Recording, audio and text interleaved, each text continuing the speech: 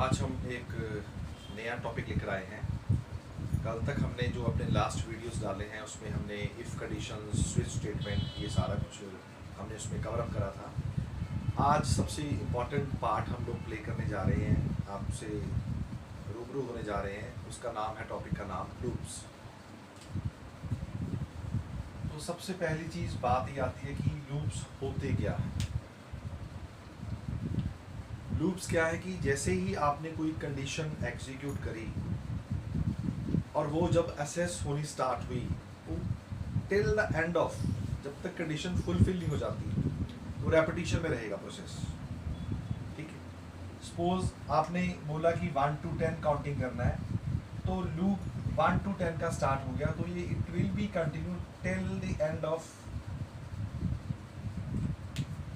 Condition. तो it's a loop. ये तीन तरह के हैं, while loop, do while, for.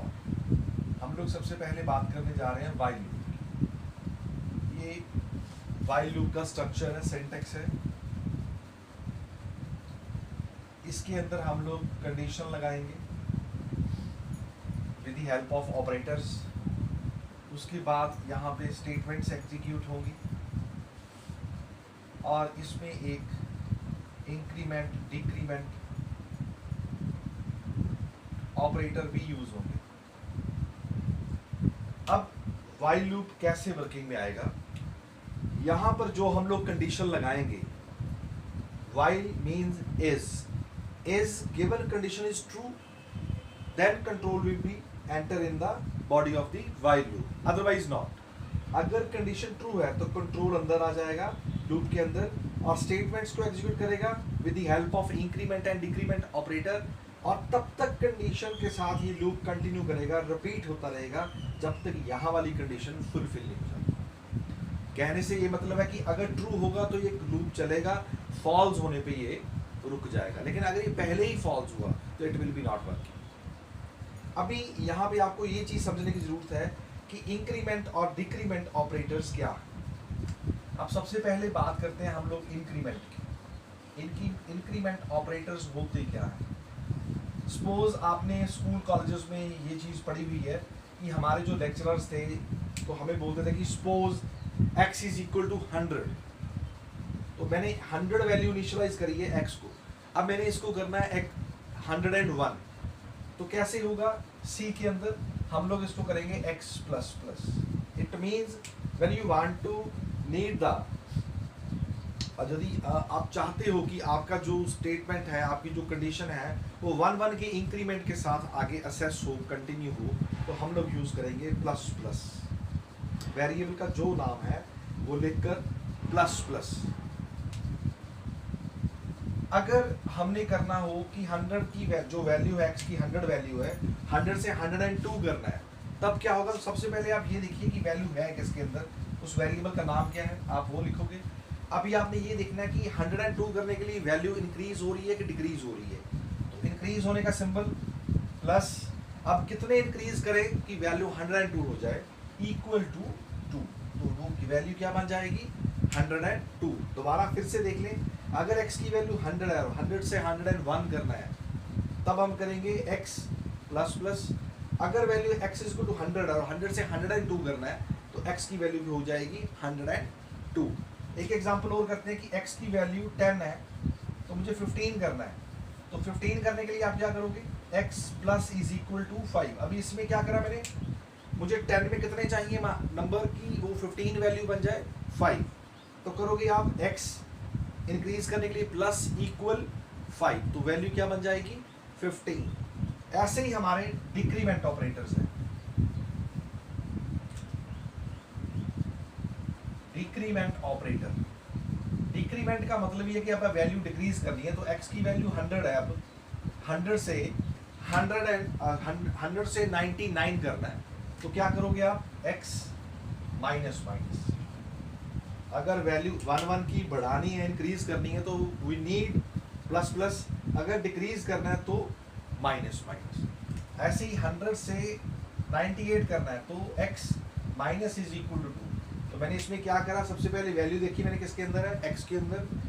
अब इसको 98 करने के लिए डिक्रीज सिंबल चाहिए माइनस, और कितने चाहिए नंबर डिक्रीज करने के लिए, इज इक्वल टू 2। तो क्या वैल्यू बन गई 98।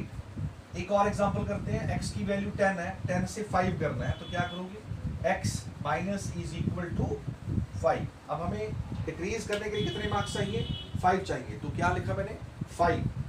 अब कहाँ है वो वैल्यू पड़ी हुई, x के अंदर, डिक्रीज करने का सिंबल माइनस इक्वल टू 5। तो ये थे हमारे इंक्रीमेंट और डिक्रीमेंट ऑपरेटर। अभी एक चीज और यहाँ पे डिस्कस करते हैं, जो मोस्टली जितने भी एंट्रेंस टेस्ट वगैरह आते हैं हमारे, उसमें यूज की जाती है। x की वैल्यू 10 है, एक होता है पोस्ट इंक्रीमेंट, एक होते हैं प्री इंक्रीमेंट। मैंने यहां पे लिखा x प्लस प्लस, यहां पे लिखा प्लस प्लस x। अभी ये चीज सिर्फ समझने के लिए आपके पास, एक है पोस्ट इंक्रीमेंट, एक है प्री इंक्रीमेंट। पोस्ट में क्या होता है कि पहले वैल्यू प्रिंट होती है, बाद में उसका इंक्रीमेंट होता है, और प्री में क्या होता है, पहले इंक्रीमेंट और फिर वैल्यू प्रिंट होती है। तो यहाँ पर वैल्यू जो प्रिंट होगी वो 10 होगी, यहाँ पे जो वैल्यू आएगी वो 11 होगी। लेकिन अगर आप इसको प्रोग्राम के जरिए चलाने की कोशिश करोगे, असेस करोगे, तो वहां पे दोनों की वैल्यू 11 ही शो होगी। लेकिन एक्चुअल में वैल्यू है क्या, यहाँ पे सबसे पहले उसने x की वैल्यू प्रिंट करवानी है। जब तक वो प्लस प्लस का इंक्रीमेंट करेगा तब तक x की वैल्यू 10 जो है वो प्रिंट हो चुकी होगी। लेकिन यहाँ पे वो क्या कर रहा है, पहले प्लस प्लस ऑपरेटर यूज हो रहा है, मतलब उसने पहले ही इसको 11 कर दिया। जब x की वैल्यू प्रिंट होगी तो आंसर 11 प्रिंट होगा। क्लियर है? ऐसे ही हम लोग डिक्रीमेंट के लिए यूज करते हैं, पोस्ट डिक्रीमेंट, प्री डिक्रीमेंट। यहां पे लिखा मैंने x माइनस माइनस, और यहां पे लिखा मैंने माइनस माइनस x। अब इस केस में भी ऐसी होगा, 10 की वैल्यू यहाँ पे 10 ही प्रिंट होगी, और यहाँ पे जो वैल्यू है वो 9 प्रिंट होगी। रीजन वही है, लेकिन फिर भी मैं आपको बता रहा हूँ कि प्रोग्राम में जब आप इसको बनाकर चलाने की कोशिश करोगे तो यहाँ पे दोनों तरफ वैल्यू जो है वो 9 ही प्रिंट होगी। लेकिन एक्चुअल में है क्या, यहाँ पर वो सबसे पहले x की वैल्यू प्रिंट करेगा और बाद में उसका डिक्रीमेंट हो रहा है। लेकिन यहाँ पे पहले डिक्रीमेंट होगा, फिर बाद में उसकी x की वैल्यू को उठाएगा। तो ये था पोस्ट और प्री का डिफरेंस। अभी हम लूप के ऊपर प्रोग्राम बनाते हैं। अभी मेरा क्वेश्चन है, accept last number from the user and display till counting.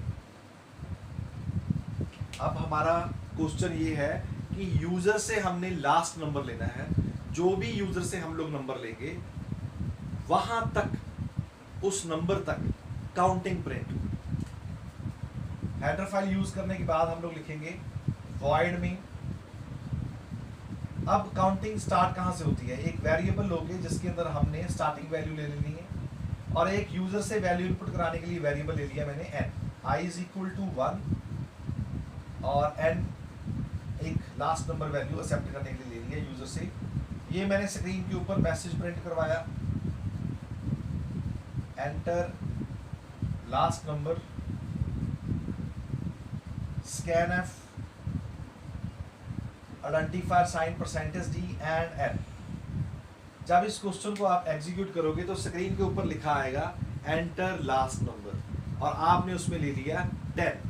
तो 10 जाके कहां पे स्टोर हो गया, n के अंदर। अब n की वैल्यू क्या है 10, और i की वैल्यू क्या है 1। अब इसके ऊपर हम लोग कंडीशन लगाएंगे, while i less than equal to n।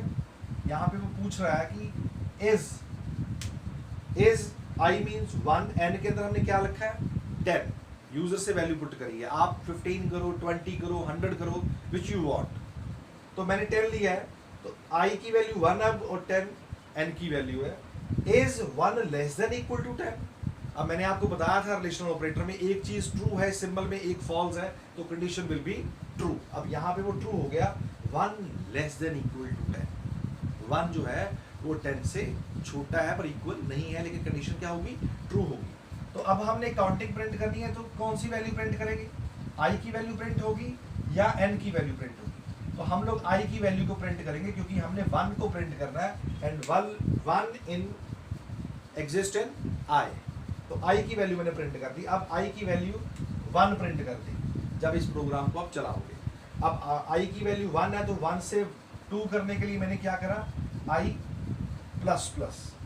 जैसे ही आई प्लस प्लस हुआ तो आई की वैल्यू क्या होगी, कंट्रोल यहाँ पे है, जब ऊपर गई तो आई की वैल्यू 2 हो चुकी है। 2 less than equal to 10, yes condition true होगी, आंसर 2 प्रिंट करवा दिया इस लाइन। 3 होगी, 3 less than equal to 10, yes I की वैल्यू फिर से प्रिंट होगी 3। 4 होगी, 4 less than equal to 10, yes I की वैल्यू 4 प्रिंट होगी। 5 less than equal to 10, yes I की value 5। 6 less than equal to 10, yes 7 less than equal to 10, yes I की value 7 print होगी। 8 less than equal to 10, yes I की value 8 print होगी। 9 less than equal to 10, yes I की value 9 print होगी। 10 less than equal to 10, तो आई की value 10 print होगी। 11 less than equal to 10, now condition going to be false. तो program यहीं पे रुक जाएगा। हमारा क्वेश्चन भी यही था कि यूजर से लास्ट नंबर लो और वहां तक काउंटिंग प्रिंट हो, तो ये वहां तक की काउंटिंग प्रिंट हुई। तो ये था हमारा लूप के साथ, व्हाइल लूप के साथ काउंटिंग प्रिंट करने का क्वेश्चन।